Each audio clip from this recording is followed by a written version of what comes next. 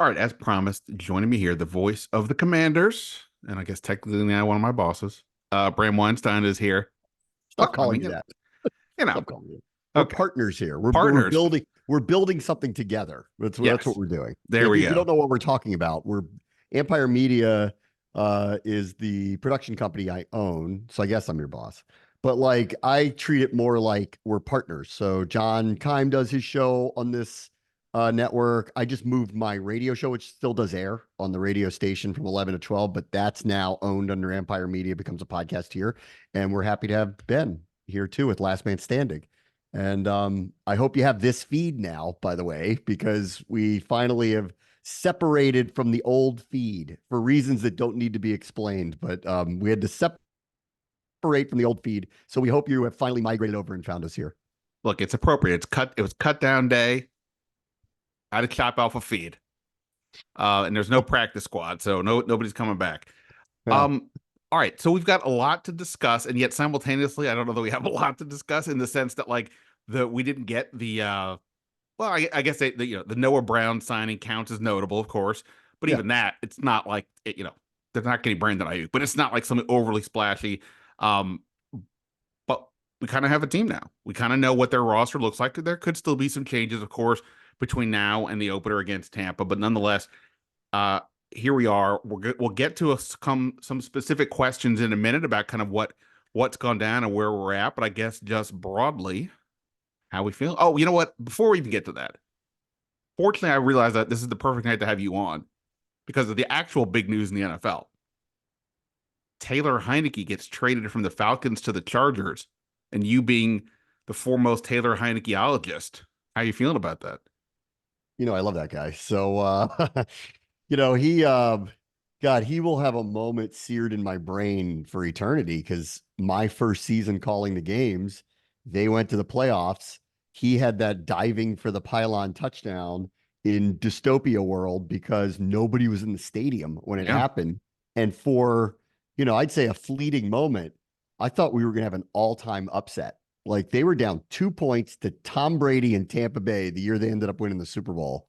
Um, Late in the third quarter. And I honestly believe that if that stadium was full, not that I don't trust Brady to come through anyway, I don't know. Like momentum might have flipped. I mean, but it was weird. Like it's one of the craziest plays in team history, recent memory for sure. And nobody was there. It was like me and 100 people saw it The, live happen. It's wild. the first quarter, usually I'm watching the game from the press box. For the first quarter, I went out into the stands with a couple other guys to watch the game. And like you said, it was literally the players on the field, the coaches on the sideline, a couple of ushers here or there, and us. Yeah. And that was it watching Tom Brady in a playoff game against Taylor Heinicke. It is, and this sort of does dovetail into where we're at with this team, that the Taylor Heinicke pylon dive is probably, oh boy, it's the most like real signature moment that this team has had in, I don't know how long. I mean, maybe it's, you like that, like we have to go back to Yeah. that, but it's the list is short and it's arguably the top one because of how dire it's been, and that's what makes what's going on now so interesting to try to get them back on the right track. Like they had a couple of major marquee wins the years after that. Like they beat Tampa a year later. That was a marquee win. They beat Philadelphia Monday Night Football when Beat Philadelphia Pittsburgh when was they were undefeated. undefeated. Yeah, Yeah, the Pittsburgh one was the same year, was the COVID year. So that they beat them when they were right. undefeated. So the ones subsequently, but because they didn't make the playoffs in those other two scenarios, those are just memorable regular season moments, and they kind of don't stand out. And it's funny that you bring up Heinicke. Like it, this team, like I'm hoping and I'm seeing, and I think Dan Quinn's talking about it. It's like you get this kind of Heinicke feel to it a little bit, where the guys like each other. Like I think the magic of Heinicke was he was a dude that everybody liked, and everybody was so realistic about what his ceiling was, and there was just kind of only so far it would go. But everybody really liked him. Everybody was rooting for him. I think the city kind of galvanized around him. He was a total gamer too. Like he was just fun to watch. He was going to bring, like, this is the DQ stuff. He will bring the effort, the enthusiasm. He's never going to give up and put his body on the line, probably unnecessarily at times. And so I'm always rooting for that guy because he's got a crazy story to like even be playing in the NFL and now to have shuffled around to a few different teams, and teams are still trading for him. I mean, that's pretty amazing.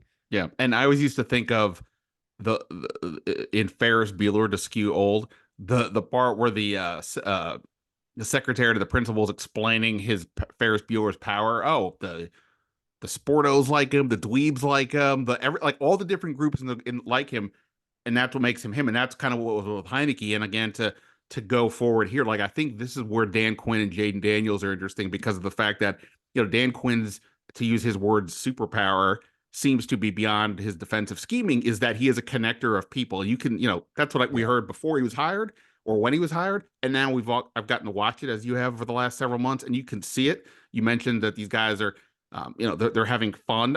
You can, that is happening as well while working hard, but you can feel the joy is back out there Yeah. a bit. And then I think the same thing with Jaden Daniels to an extent, in that he's this, he's a guy that he seems to gravitate towards everybody. All right. All that said, we'll talk about more over the next, months, but things happened over the last uh, couple of days here. The roster shaped up.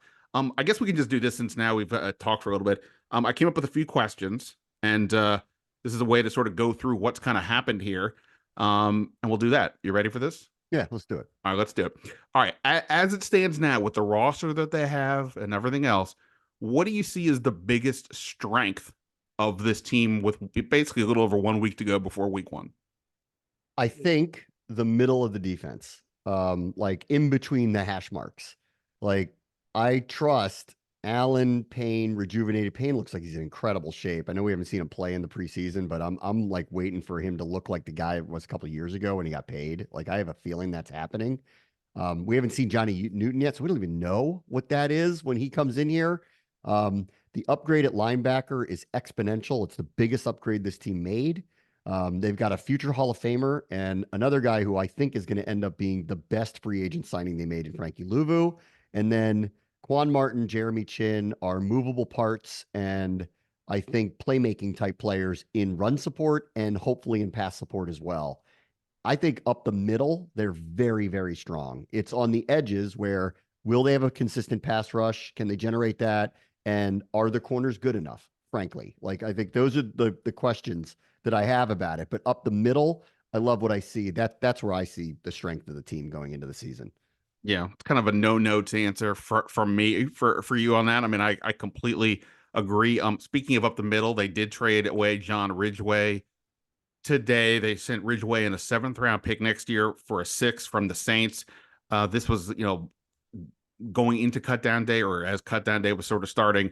I reported, as did others, that they were looking to trade him. Didn't happen right away, but there were still teams interested. Obviously, they did move him, and that opened up the spot for Noah Brown, the receiver that they signed today. The Newton part of is interesting only in that we still haven't seen Newton do anything That's right. all summer, more or less.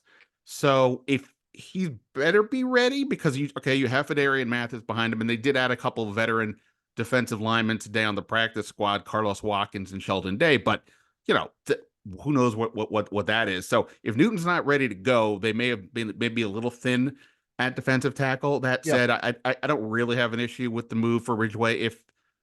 If he, for whatever the reason, wasn't for them and they have other pieces, then get something for him. Don't have him hang around for no reason. If he's just going to be a guy who doesn't play much. So I didn't have an issue with that. Were you surprised at all that ultimately Ridgeway was the guy out and No. Darian Mathis was the guy that stayed? No, because I had known there was interest in him around the league. I think the only surprise was it didn't happen before cut down day. Like, and once he and Mathis were still on the roster, it was just hold on here for a minute. Like something clearly is going to happen with one of the two. I didn't know who at that point, but I assumed it would be Ridgeway just because I knew there was interest. And up the middle, at least traditionally under Quinn in the past, the types of defensive tackles, or at least the profiles, are the ones who are penetrative in pass play type defensive tackles. And this is probably why he is in love with Allen and Payne. These two, I've seen these stats a million times because they're always supplied to us. Like they are the leaders in like tackles for loss and quarterback hits over the last 4 years from the defensive tackle position. Right. So these are perfect profile players for them. You'll notice they didn't ask a lot of them in the preseason. So I think maybe they were envisioning this a little bit, that they may ask a lot of them early in the season until they get a rotation behind them, and that means Newton. So I'm with you on Newton. I don't know what I don't know yet. We haven't seen him play much. I know they're extremely high on him. I know everybody who did the draft thought this was a steal, like where he went, that he went like way lower than I think people thought he was going to. And I don't think it's a redundancy for them, because I see a scenario by which they have three defensive tackles. And I saw Payne last year play on the edge a little bit. That was eye opening, how actually effective he was at that. I think it rejuvenated him a little bit towards the last 4 games of the season. And this stuff is lost on a 4-13 team. But I'm waiting to see what Newton can do. But I have a feeling that some of the load management of Allen and Payne was probably in preparation for this. And for Ridgeway, it's not that he what like I guess that would lead to, was he really a scheme fit? And I think they kind of alluded to that. Peters and Quinn alluded to that today. He doesn't really fit the profile of the type of player that they're looking for in the middle, even though he is a good, solid NFL player who obviously had value on the trade market. So this is now twice that a team with Dan Quinn as a prominent leader has moved on from Ridgeway, and this is twice that a team with Adam Peters as a prominent figure has moved on from Tariq Castro Fields. They waived him when he was as a rookie before he even played. So I'm sure those two guys don't want to see Peters or Quinn wherever they're employed going forward. All right, yeah. And by the way, I'll throw in running back looking like a strength, assuming that from what we see with Eckler, he looks spry, and Robinson I think to have a big year. So I think on offense I would say running back is the strength. All right, biggest concern. I think there's like the two candidates for me would be the offensive tackle and the corners. I gotta say, barring injuries, I'm more concerned about the corners, I think, right now than I am the tackles. Not that I think that Lucas and Wiley and Brandon Coleman, who said that he'll be able to practice in full starting tomorrow.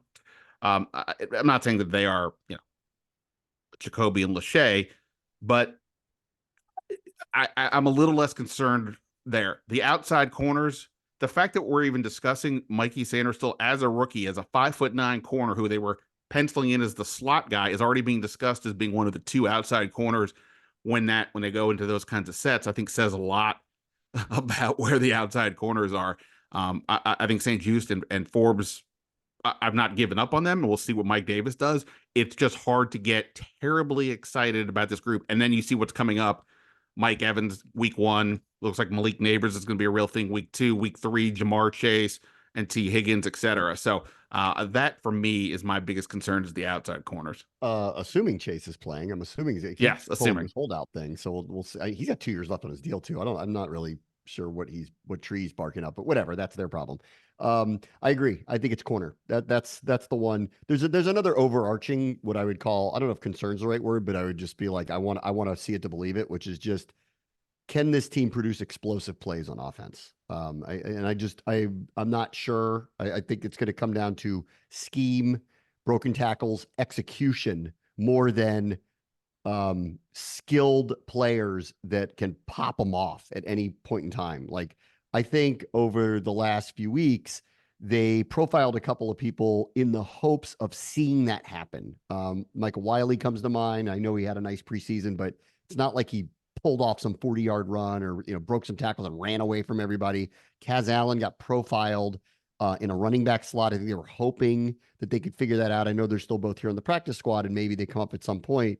But that read to me as just a signal of, which is, they like their team. They like it collectively, the skill position group. But I think it's an acknowledgement that they don't have the, Devon Achane, or the type of guy, Brees Hall, like the type of guy who could make an explosive play on his own. And that it's going to come down to really good execution. And I look at the receiving core as a whole, even before Brown showed up, and just look at the profile of the players that they kept. They're tough. They're physical. They block downfield. I'm not surprised De'Ami Brown emerged the way he did with this coaching staff. He fits the profile of the playing style they like. I'm not surprised someone like Byron Pringle is here, not just kick returns, but go watch how physical he is down the field. I think they're going to try to out-execute people, out-physical people. But this is the NFL, and you need big-time, big-play players. And, I think there's a touch of an acknowledgement that they may or may not have that right now. So that would be an overarching concern. Albeit that said, the quarterback might be that guy. So we're gonna find that out, pretty early into his first season. And I agree with you on cornerback. To me, it's the biggest show me position. And there's a lot I like about the defense. And I'm leaning on Witt and Quinn have had so much success, specifically with secondaries and turning people into turnover machines, that I'm willing to wait out and just believe it. But, on its face, it looks like a vulnerability. So we're just going to have to see how it plays out. Yeah, and I'm with you. And that's why I haven't been like going too crazy over what, Forbes is who was better, I think, as camp progressed. But, if he gets beat for a touchdown, because I want to see what he's doing, how they're scheming him when the game is real and they're actually showing their defense, not. I don't want to make this comparison. It's not a fair comparison, but like Trayvon Diggs gets beat a lot. And he also gets 9 interceptions. So you happy with that trade-off? Because if Forbes's upside is that he's fast, and when the ball comes his way, he catches it, right? And so if he ends up having in this defense 4, 5, 6 interceptions, maybe even more, but he gives up some big plays, will you take that trade-off? And I don't know. I hate a comparison to Diggs, but that's just, we've played Diggs so many times in the last few years that's what I see with him. It's boom or bust with him a lot. Like, you want to test him because he can be had and he can be beat. But if you make the wrong throw at the wrong time, or he makes the right jump of a route, it's going the other way. And maybe that's how they see Forbes a little bit here, that it might be a little boom or bust, but the boom could flip games because he's the one guy outside of Sanders still who, again, I think is a very smart player, could be a difference-making type player. But is he going to be getting a bunch of pick sixes? Like, I don't know. That's Forbes. That's why he was drafted in the first place, because he's the propensity to do things like that. And again, I'll just lean on this coaching staff to go, these guys in this particular spot on the field seem to really know what they're doing. They're experts in it. And maybe Forbes can turn into that. And can we live with, even when he went on TV, on the broadcast a couple of weeks ago, and he's like, I can't make a mistake. Everybody comes after me. Well, you can if you have 7 interceptions, because then people overlook some of those quote unquote mistakes when you get a pick in a third quarter of a game that's tied. You know what I mean? Sure. Yeah. By the way, I just noticed this. You are an early adopter of the Dan Quinn backwards hat. I'm looking at the picture behind you, and you and Quinn, look at you. Oh, that one. So that one, I'll show this one to you. Hold on. Yeah. Well, this also, I don't know if Dan Quinn and I have this in common. Did he have long hair? Because I did. So I don't know if he had the long hair like I did. It's a good point. What was that, Chris Samuel? That's Chris Samuels, and this is from Osaka, Japan. Oh, wow. So that's why I have this picture. This was our Spurrier Japan preseason game trip. We'll always have Osaka. Very nice. Well, look at you. You and Dan Quinn. Peas in the pot. Yeah, backwards hats. Yeah.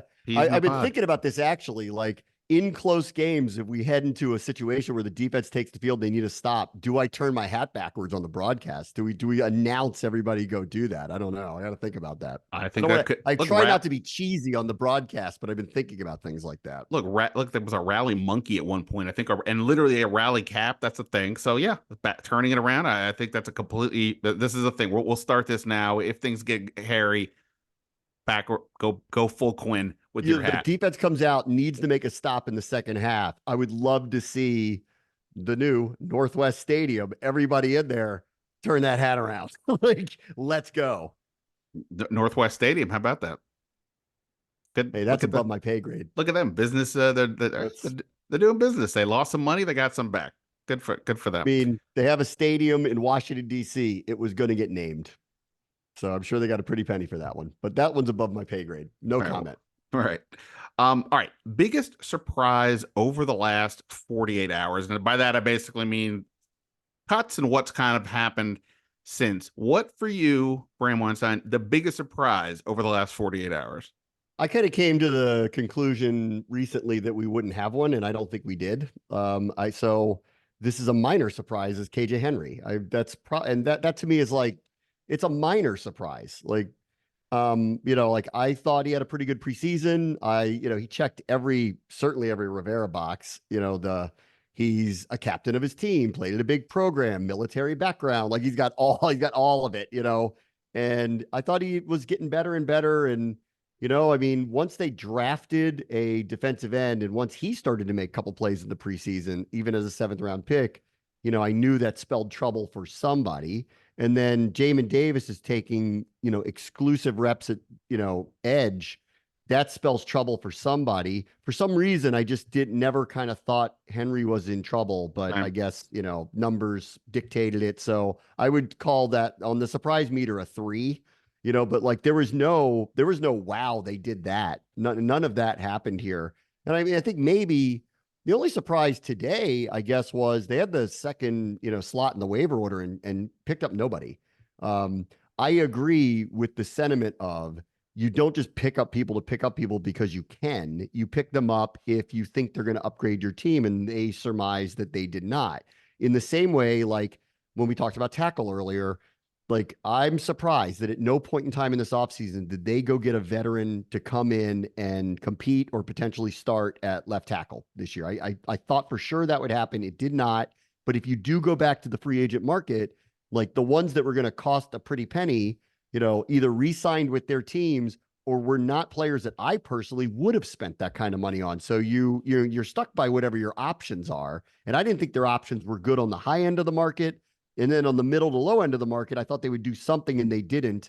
The only other thing, so I guess that would be the only surprise, but then name me the person that they should have picked up on waivers and I'll wait for your answer on that. So, like they didn't think there was anybody that was going to significantly upgrade their team.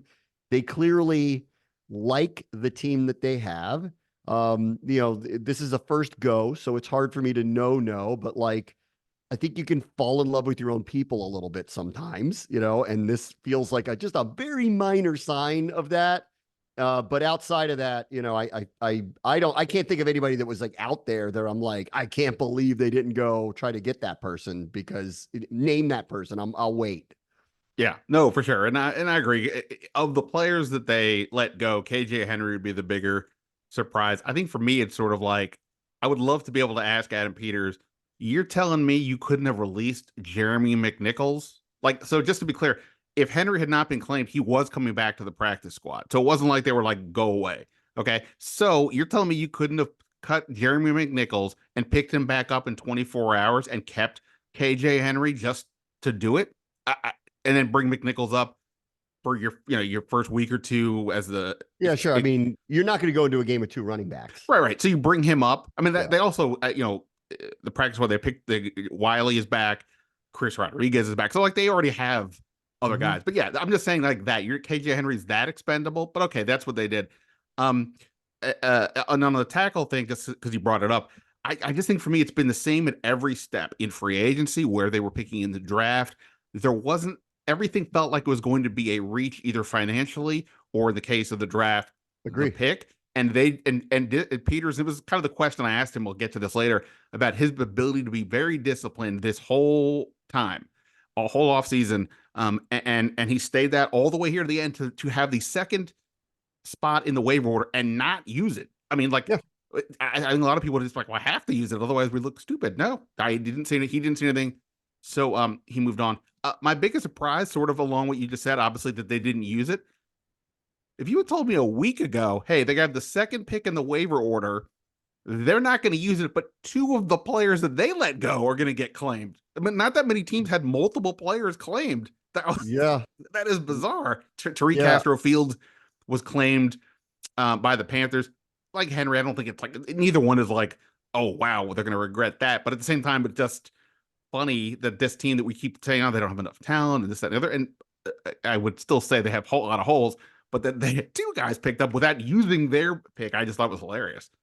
I'm not surprised KJ Henry got picked up at all, and I'm not surprised Castro Fields got picked up. Like he was one of them that by the end of the weekend, I'm like, that's a tough decision. Like, could that be a surprise and someone we don't expect to get released gets picked over them? And that wouldn't have surprised me. And I guess that we're validated in thinking that way because he did get picked up on waivers. Like no one wanted to let him clear waivers. So So And he was picked up on he's waivers that by the one. first team. Carolina had the number one That's pick. right. Washington, and they were the team. They picked up 4 corners in the last 24 hours. I can't. I Yeah. don't even know what their depth chart looks like, but that Yeah. seems insane. I mean, maybe, like, and here's, we think our biggest vulnerability is that position and we're cutting people, Right, like right. they're picking them up. I know But he was one that I thought like that might be a surprise. I thought they'd lose Cole Turner too. I'm surprised he made it through waivers. I thought someone would pick him up. that I did. I heard like a week ago or so that they were telling teams that they had extra to trade at receiver, which was Jahan, defensive tackle, obviously then Ridgeway, Yeah. safety, and tight end. I couldn't comprehend that anybody would trade for Cole Turner. So no offense to Cole Turner. I didn't expect a trade, but I did expect him to get claimed. He's big, he's got good hands, a team that Got is a good light mustache. on receiving tight ends. I thought someone would take a flyer on him.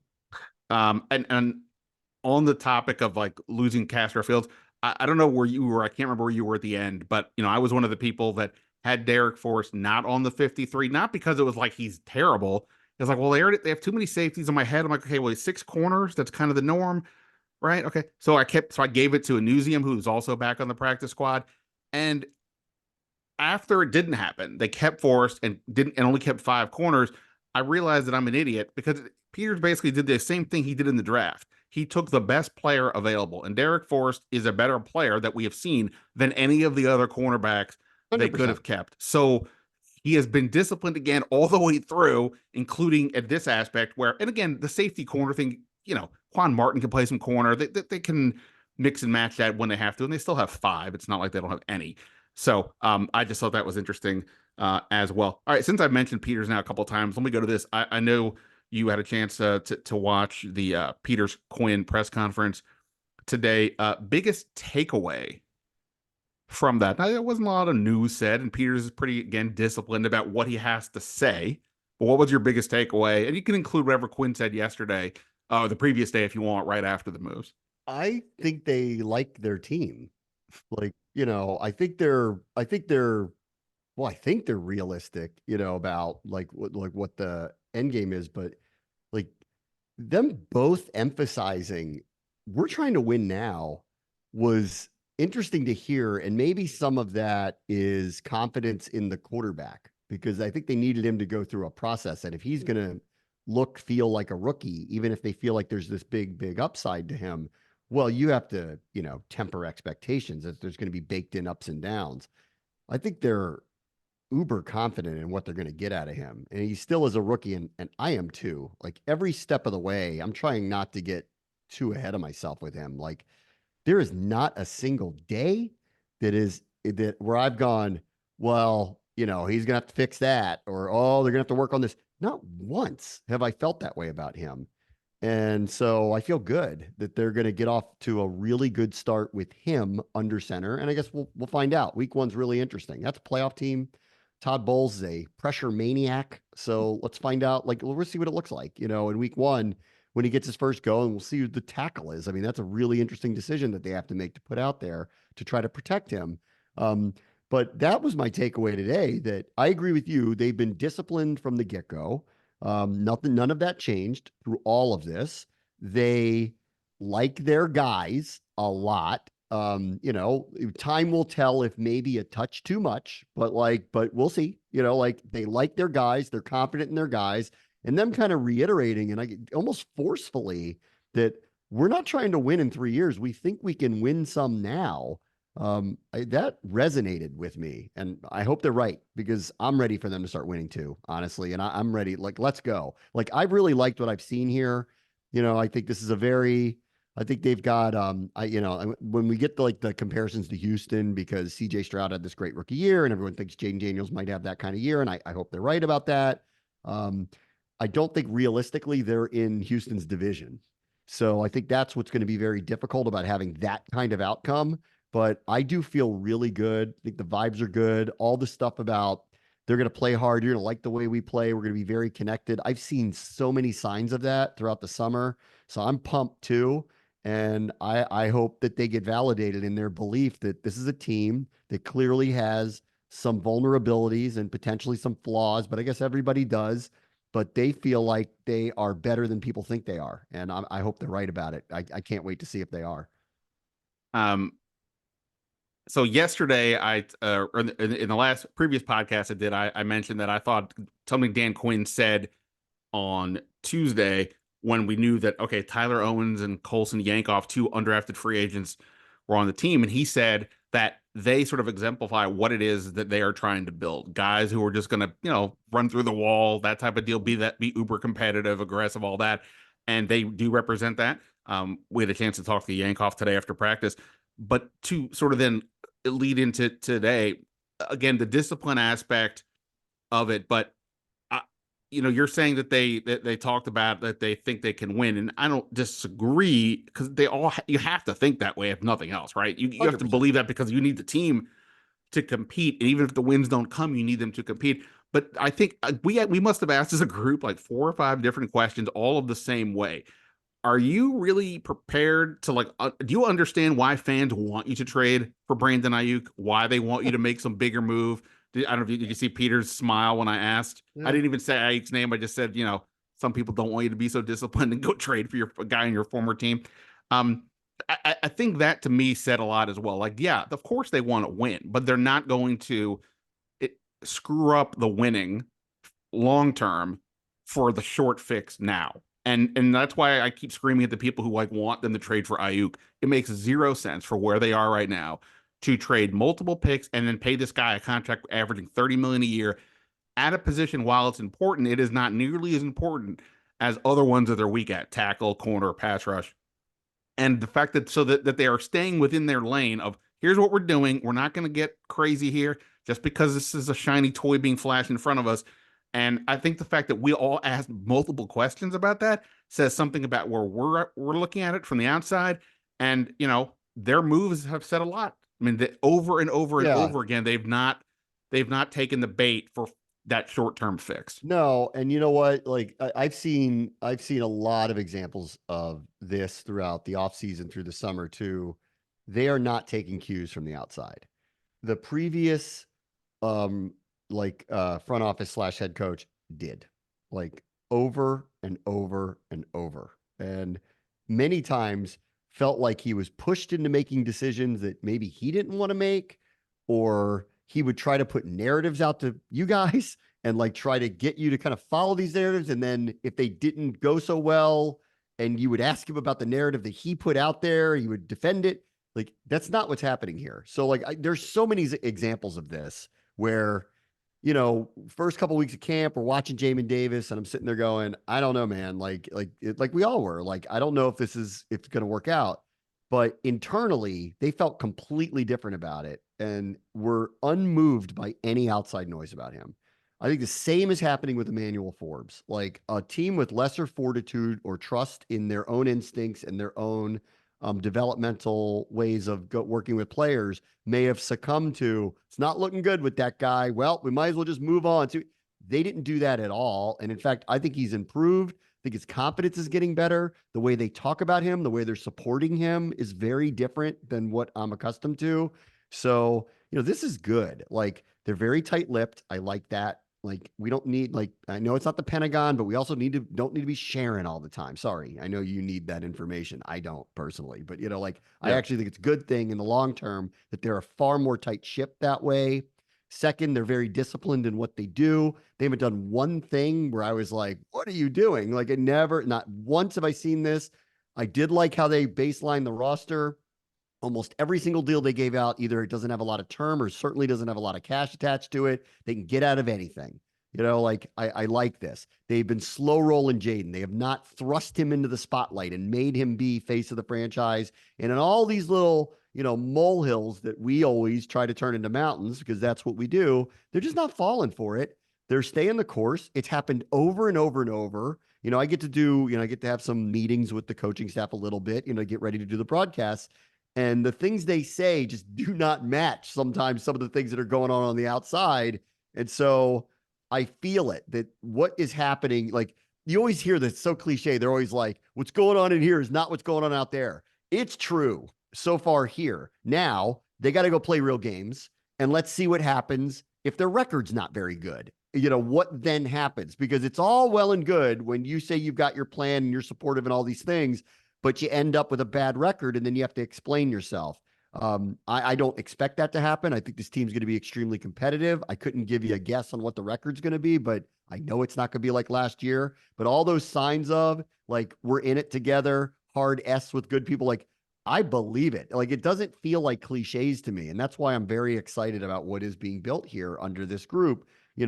Have they, maybe in the end here have a little bit of too much belief in the group that they have? I don't know. And I think we'll find out, as we go along here.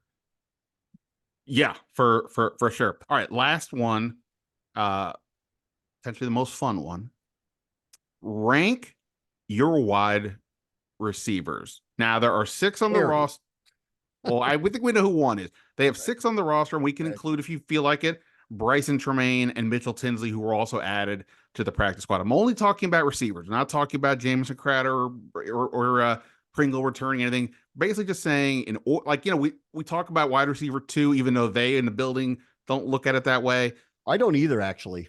I don't either. Well, that's fair. I always think it's a misnomer, and I think what's interesting about this group is they have individual skills that potentially, if they click on their individual skills, could make this thing work, i.e. somebody's a deep threat, somebody's a slot guy, somebody's a blocker, those kinds of things. You use them in the right spot. But that said, for the purposes of, the way fans like to talk about these things, rank your receivers. I think we both agree Terry McLaurin's number 1. Do I count Eckler in this?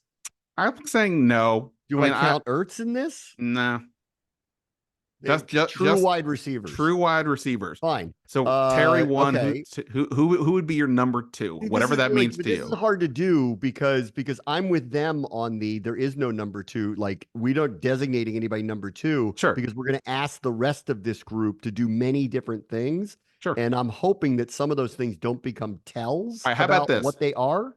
How about this? Rank them based on how you think that within the individual jobs that they kind of have to do, they will succeed or not. Like, who will do best at the thing that they have to do? I am not surprised Dyami Brown emerged the way he did at all. Over the last couple of years, he's been a physical player who's extremely willing to be part of special teams and would make tackles on it. And so when you talk about, go look at the profile of this group. Pringle's tough. Crowder is tough. Dyami is tough. I think McCaffrey probably is going to fall into this category too. Zacchaeus is that way, even though he's diminutive, but like he is, like Terry's tough. Like it is very clear what they value in that position. And by the way, can I just say that like the guy they traded, I'm not saying he's not tough because he's a football player, but he wasn't quite that guy. I think that's a big, like they're not going to say it, but I think that was a big factor. Say it. Like, listen, like I am not surprised Dyami Brown is getting the opportunities he's getting because I know how physical he is. This is a team that without a ton of explosiveness, and maybe Eckler gives it to him, maybe at times B-Rob gives it to him. I know Terry can at times, but if you look on the whole, there's not Tyreek Hill or Devontae Adams or all these guys running around out there. They're going to have to out-execute and out-physical people. And I look at that group and I see a very physical group. So if you want me to say number 2, it's Dyami because he can run deep routes. He can make contested catches. And I know what he's going to be in the run game and blocking down the field. And I think that's why he's emerged the way that he has here. They trust him. When they finally kind of opened it up a little bit last week and started showing us a little bit before they started to shut down practices, started showing us some of the plays, there were so many times the play was coming around to him and he was blocking. Like they trust him that way. Like, so I'm hoping he gets some opportunities to make some plays down the field because I think he's capable of it, but I think they like his presence on the field. So he would be, if you have to give number two to him. McCaffrey, I don't know enough. Well, let me just say, I agree with you there in the sense that, like, I just think his ability to get down the field, plus with a quarterback who wants to go down the field, an offensive coordinator who wants to go down the field, I think is going to work in that regard. And by the way, as a guy who's only talking about football, not playing, they're all way tougher than me. I'm not saying Jahan isn't tough. I'm just saying that, like, his style, he's more of like a 3-point shooter in the NBA than he is a guy who's going to, like, defend you up, 94 feet. That's all I'm saying. And they want that guy. All right, so for the third guy, I'm going to go Noah Brown. He hasn't even played, he's even practiced yet. And maybe this is because I was like back in free agency. He was the guy that I wanted them to get that I thought made sense. but you look at the profile, 6'2". He's a blocker. He last year had a big fantasy football players know he had a big surge for like a 3-week period that really boosted his stats. But he averaged over 17 yards a catch. I think he's eventually going to be one of the top 3 guys for them to some degree. And I think his physical presence is going to be a big deal eventually. So I'm going to go, even though I haven't even seen him play here, I'll go Noah Brown 3. Yeah, he's exempt for me because I haven't seen him play, so it's really hard for me to pick him. Come on, just got to shoot from your hip. What are you doing? Yeah, I guess. I don't know. McCaffrey's pedigree, and I know how hard he works. I think he's going to be a contributor, but I need to see him play more. I do like Zacchaeus a lot. Yeah. He can go inside, he can go outside. I talked to him last week, and he had said something. He was talking like in a group, and someone asked him, like about breaking out or something. And he goes, I feel like I could have done it for the last 2 years. So he's been dying for an opportunity like this. He's going to get it. He's going to get a lot of playing time early in the season, inside and outside. So we'll see what kind of role he has here, but I like him. So who's your number 3? Just give me your 3, and then I'll let you off the hook. 3. All right. So it's Terry, Diami, and I'll go for now Zacchaeus, but I'll hear you out on Noah Brown becomes that for them. Yeah. No, that's fair. I mean, like I said, this is going to have to be a group by committee situation, and in each scenario where they need something specific, I think they have a guy that could do it in theory. Question will be, does it all work out as a plan? All right, Bram, you obviously rule. I appreciate it. Tell everybody, I guess, you mentioned a couple things. You got your podcast, you moved it over here. You're still over there on 6:30. Yeah. What you calling games? You Washington Spirit. You got that going on. Do. Yeah, I saw you had a pod. You did something with London Fletcher the other day on the team site. Yeah. Boy, I'm busy. You're busy. Anything else I didn't mention? For our purposes, I'd love for you guys to listen to the games on the radio. That'd be great. I do it with London and Logan Paulson, and we can't wait for week 1 in Tampa. I'm really pumped to see what we have. And I'm not even really sure what we're going to see. I think they've hidden a lot of who they are, both sides of the ball. So it's going to be a surprise to us too. So I'm excited to see what that looks like. And then the radio show moved to 11 o'clock to 12 o'clock. But in that, and every time I talk about this, I like to thank ESPN 630 for letting this happen. It is now a podcast that gets aired from 11 to 12 exclusively first before we actually upload it out into the universe. But Empire Media now owns that show, which is really great for me. I've been wanting that to happen for a very long time. And I think it's good for us, collectively as a team. So subscribe, please. You'll probably hear a promo of me in this podcast telling you to subscribe to the show because it kind of like Ben's, we had to kind of start from scratch. I had to do a new feed. So we had to start from scratch, and we're asking everybody to come over to it. So every day, 5 days a week, the show is up at noon. If you would subscribe to that show, it'd be great. Love for you to listen to John's show. Obviously, Last Man Standing. For those of you who had an old feed and can't figure it out, hopefully you find this one and migrate over with Ben, and we're going to continue to grow all of the audiences together. I firmly believe that we collectively are going to put out, I think, the best, most insightful Commanders coverage, and then extend, especially with you, into some more of the DMV sports teams like the Wizards specifically in the area. So I'm really pumped about what we're building here, and hopefully everybody kind of joins, become a subscriber. A lot of these shows go on YouTube, so subscribe to Empire Media on YouTube, subscribe to all our shows. I like all your feedback, and then now I'll stop talking. And I mentioned in the intro that tomorrow, meaning Thursday, my annual NFL agent survey is coming out. So give you some of that national perspective, and the Commanders are mentioned a few times. I'll leave it at that. Hopefully positively, I hope. We'll see. We'll find out.